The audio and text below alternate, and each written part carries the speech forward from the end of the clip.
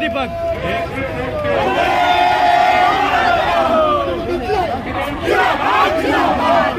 চুরানব্বইটা এখনই ভাবি দিদিমণির এই জায়গা আমরা মনে করি অপোনেন্ট যে ক্যান্ডিডেট আছে এখান থেকে শূন্য হয়ে চলে যাবে।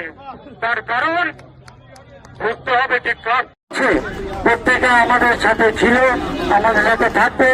আজকে আমরা চাই যে আপনারা সমর্থন করুন যে 15 বছর ধরে মমতা বন্দ্যোপাধ্যায়ের নেতৃত্বে পশ্চিমবঙ্গ সরকার চলছে, যেভাবে উন্নয়নের ধারা, যেভাবে মানুষের সুযোগ সুবিধা করে দেওয়া, যেভাবে মানুষের সাথে থেকে পাশে থেকে যেভাবে উন্নয়ন করা দরকার প্রত্যেকটা সেরকমভাবে চলছে।